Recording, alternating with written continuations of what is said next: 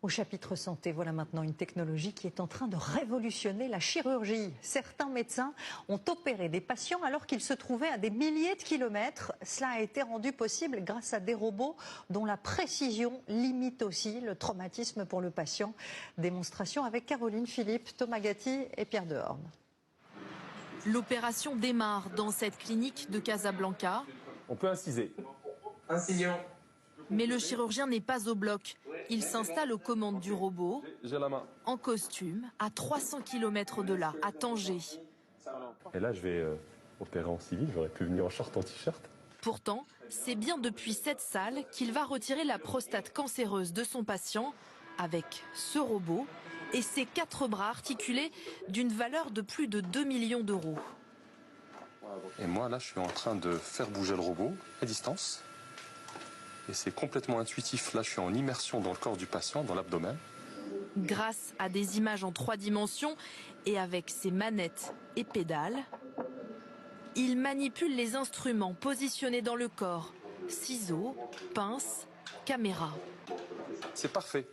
J'ai presque pas de latence, en fait, comme si j'étais à côté. 18 millisecondes de délai entre les deux villes.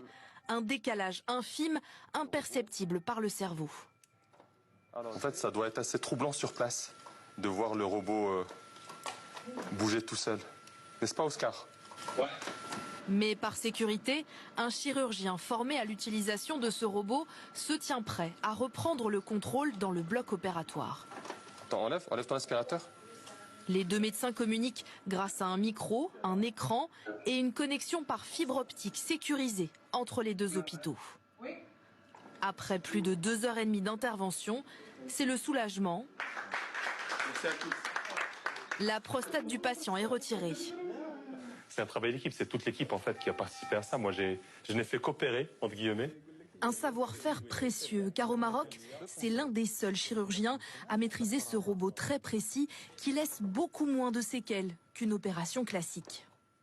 L'idée, c'est d'avoir un réseau d'enseignants de chirurgie robotique qui peuvent se connecter à tour de rôle et aider leurs collègues qui sont situés n'importe où, au Maroc, en Afrique, en Asie, pour que une grande proportion des patients puissent avoir accès à cette technologie qui donne de meilleurs résultats pour eux. En effet, le lendemain, son patient s'apprête déjà à rentrer chez lui. Sa fille Ouda est à son chevet. C'est moins invasif et il va pouvoir continuer son activité quotidienne. Il est sportif, il est actif. Donc on est rassuré qu'il va pouvoir continuer à vivre sa vie normale après la chirurgie.